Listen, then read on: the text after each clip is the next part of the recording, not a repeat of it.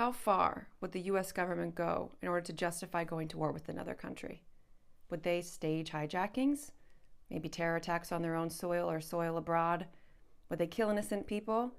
Hold fake funerals for people who they said had died but never existed in the first place? They wouldn't do that, would they? Operation Northwoods, a 1962 declassified document. This was prepared by the Joint Chiefs of Staff for the Secretary of Defense. Then it went on to JFK, who ultimately said, "Nuh-uh, we're not doing this," which is a good thing because the plan in here is absolutely insane. Let's take a look at it. Little background first. At the time, Fidel Castro was ruling Cuba. The US didn't like that. They wanted to replace him with someone who aligned with US interests. They tried assassinating him.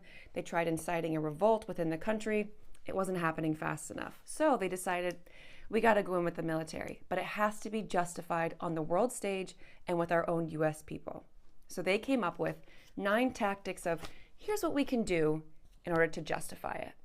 By looking at these, even though they weren't approved, we can see that maybe we need to start to question things that have happened in the world.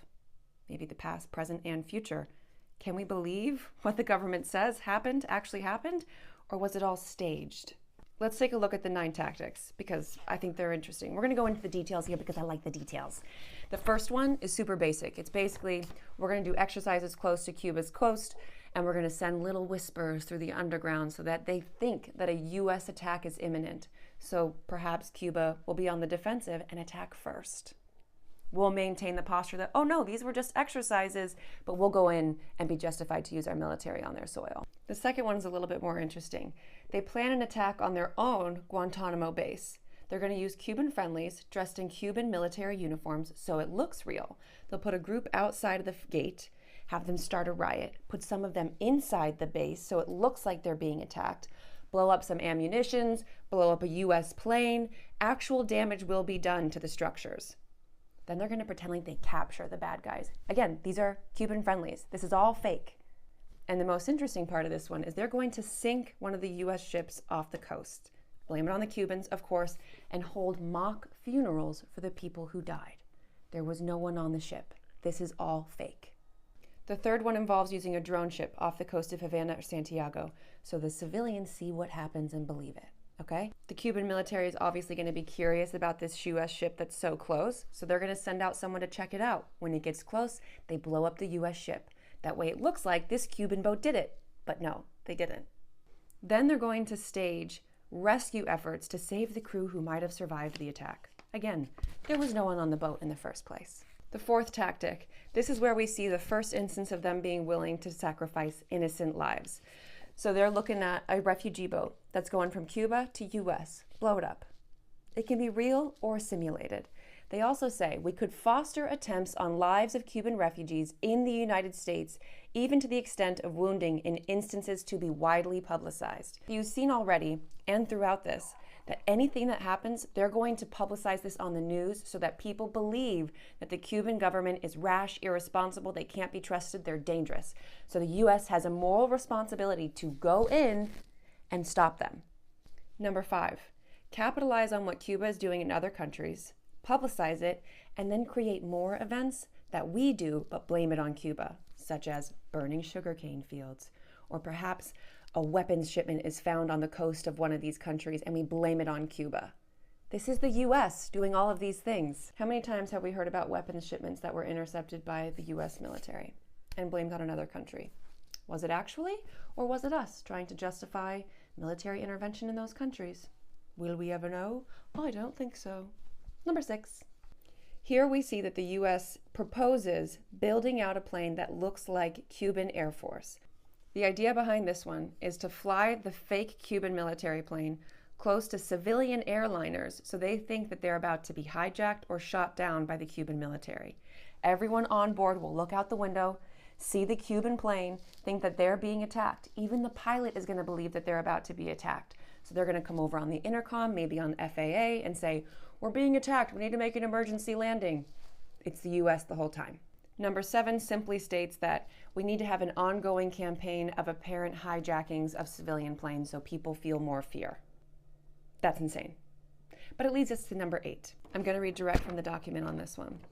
It is possible to create an incident which will demonstrate convincingly that a Cuban aircraft has attacked and shot down a chartered civilian airliner.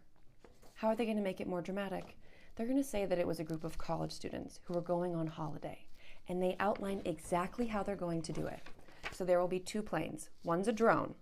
One actually has people on it. These people are going to be given aliases. So the names that are on this plane don't actually exist. The planes will take off at about the same time. Civilians will land safely, exit, disappear. Those people don't exist. The drone will keep going. When it gets over Cuban airspace, they'll send out a Mayday signal. At the same time as they do that, a radio signal will trigger the destruction of this plane. That one blows my mind. I mean, we can see how that would be used and publicized, and the US people and maybe even international audiences would start calling for war with Cuba. If they attacked and killed a group of college students who were just off on vacation, yeah, they seem insane, and maybe they should be taken down, right? Maybe. Number 9, the big finale. This one involves lying to the US service members. This one goes into a lot of detail, so take a read if you're interested. It's going to be an Air Force exercise off the coast of Cuba. 4 planes doing a routine exercise, but before they take off, they're going to be primed to believe what's about to happen. They'll say you need to carry ammunition just in case Cuba attacks. The pilot at the end of the formation is in on the whole gig. At some point during the flight, he'll say he's being ambushed, and then he'll cut his signal of his plane so no one can see him or find him. He's going to land safely. He's fine. By the way, this guy has an alias. He doesn't actually exist. At the same time that the plane would have crashed, a submarine is going to pop up in the area and distribute plane parts. And these 3 pilots who were in the air actually believe that they just lost a brother in arms. So they land. This is what it says. The pilots returning to Homestead would have a true story as far as they knew. Search ships and aircraft could be dispatched and parts of aircraft found. So they're going to lie to their own military members. They lie to the public, they publicize everything, they hold fake funerals, they send lists of fake victims off to the news. It is absolutely insane the lengths with which they are willing to go and lie to the American people and the world. So thankfully this wasn't approved, but when we see this, doesn't it make you kind of question the world events that we've seen so far? What was staged? What was real? All of this is shocking to me. I mean, I kind of had thoughts. I am more conspiratorially minded, but only because shit like this exists and I can see that something is happening, that they're willing to lie to us to this degree. And maybe this plan wasn't approved because of the president that we had at the time. But if it had been a different president, would this have been approved? At any point in the past, present, or future, have things like this been enacted, sold to us on the TVs as being fact, justifying war with killing another group of people? What can we believe? So why should we pay attention to something like this? How does this information affect our daily life? Obviously, we live in super divided times. We see such tragic events happening on the news, on social media. There's press conferences by politicians that are telling us to feel a certain way about a certain group or a certain event.